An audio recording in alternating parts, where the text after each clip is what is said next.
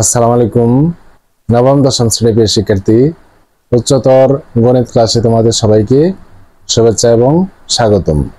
এই ক্লাসে 13 নম্বর সমস্যাটি সমাধান করব। সরল করতে হবে। সরল অঙ্ক মানে যোগ বিয়োগ ভাগ গুণন ব্র্যাকেটের কাজ করা। এখানে অনেক বড় একটি রাশি তোমরা দেখতে পাচ্ছ। সরল অঙ্ক এরকমই হয়, ভয় পাওয়ার কোনো কারণ নেই। তোমরা নিশ্চয়ই সরল অঙ্ক করা শিখেছ। এখানে ত্রিকোণমিতিক অনুপাতগুলোর মান রেডিয়ানে দেওয়া আছে। প্রত্যেকটা ত্রিকোণমিতিক অনুপাতের সাথে পাই দেওয়া আছে। পাই হলো 180 ডিগ্রি। 180 কে 6 দিয়ে ভাগ করতে হবে, এখানে 3 দিয়ে ভাগ করতে হবে, এখানে 4 দিয়ে ভাগ করতে হবে, এখানে 2 দিয়ে ভাগ করতে হবে। এইভাবে ভাগ করে কোণগুলোর মান যত ডিগ্রি হবে তত ডিগ্রি মান বসাতে হবে। তোমরা যেভাবে সমস্যাটি সমাধান করবা, প্রথমে কি করতে হবে, এই যে এখানে কি আছে 1 - sin স্কয়ার পাই ডিভাইডেড 6, আর নিচে কি আছে 1 + sin স্কয়ার পাই ডিভাইডেড 4। পায়ের মান 180 ধরে এই 6 এবং 4 দ্বারা এগুলোকে ভাগ করতে হবে। ভাগ করে যত ডিগ্রি হবে তত ডিগ্রি মান বসাতে হবে। তাহলে আমরা প্রথমেই এই অংশের কাজ করব।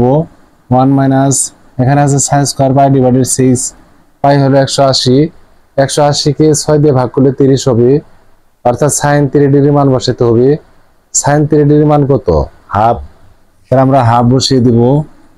যেহেতু সাইনের উপরে স্কয়ার আছে, স্কয়ার দিতে হবে। নিচেও একইভাবে মান বসাতে হবে। 1 + এখানে আছে পাই ডিভাইডেড 4, অর্থাৎ 180 কে 4 দিয়ে ভাগ করলে কত হবে? 45 হবে। sin 45 ডিগ্রি মান কত? 1/√2। এইভাবে বসাতে হবে। উপরে স্কয়ার আছে, এরপরে গুণন চিহ্ন। এখানেও একইভাবে কাজ করতে হবে। এখানে আছে cos স্কয়ার পাই ডিভাইডেড 3। 180 কে 3 দিয়ে ভাগ করলে 60 হবে, অর্থাৎ cos 60 ডিগ্রি মান কত? cos 60 ডিগ্রি মান হলো 1/2। cos এর উপর যেহেতু স্কয়ার আছে, স্কয়ার দিতে হবে। তারপর প্লাস চিহ্ন, এই যে এখানে প্লাস চিহ্ন আছে, এটা এখানে দিতে হবে।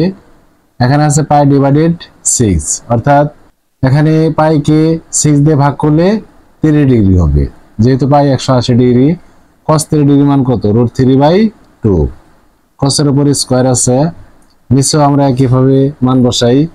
এখানে আছে cos স্কয়ার পাই ডিভাইডেড 2, পাই হলো 180। 180 কে 2 দিয়ে ভাগ করলে কত হবে? 90 হবে। cos 90 ডিগ্রি মান কত? cos 90 ডিগ্রি মান হলো 1। 1 বসাতে হবে। 1 স্কয়ার মাইনাস এখানে কি আছে cot পাই ডিভাইডেড 2, অর্থাৎ cot 90 ডিগ্রি আছে।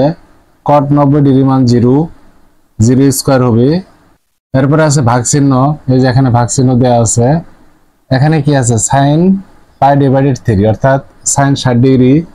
পাইকে 3 দিয়ে ভাগ করলে কত হবে? 60 হবে। sin 60 ডিগ্রি মান হলো √3/2। তারপরে ইনটু দিতে হবে। এখানে আছে tan পাই ডিভাইডেড 6, পাই হলো 180। 180 কে 6 দিয়ে ভাগ করলে 30 হবে। tan 30 ডিগ্রি মান কত? 1/√3 প্লাস, তারপরে এখানে কি আছে sec স্কয়ার পাই ডিভাইডেড 6, পায়ের মান 180। 180 কে 6 দিয়ে ভাগ করলে 30 হবে।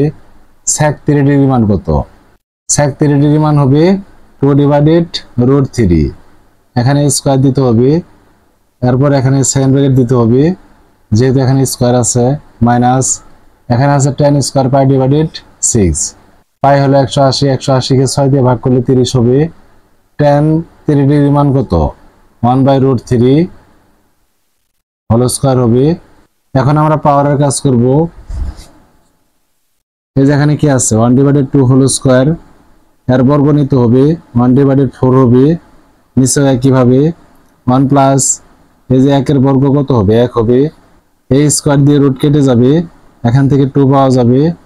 গুণন, এখানেও আমরা একইভাবে পাওয়ারের কাজ করি।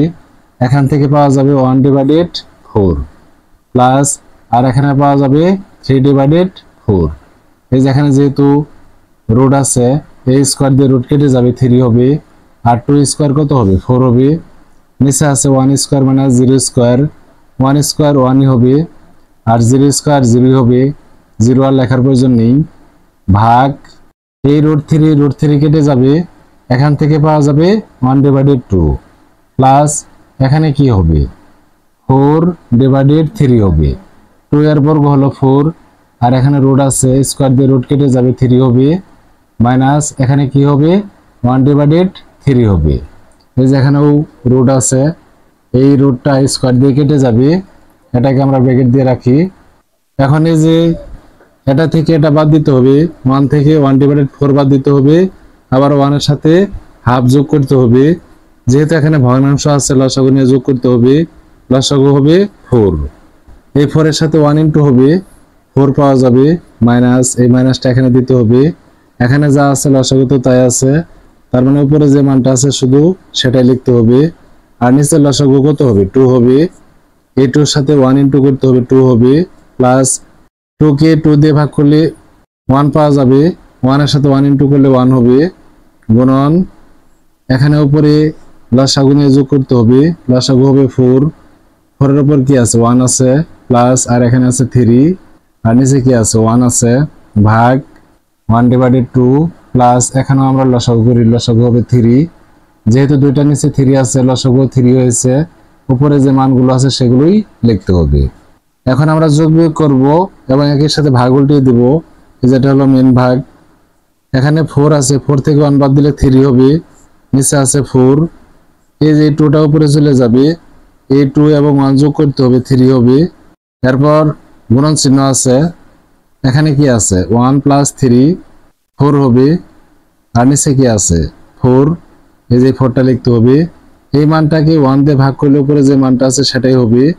এখানে 1 এবং 3 যোগ করে আমরা 4 পেলাম, আর এই 4টা আমরা এখানে লিখলাম।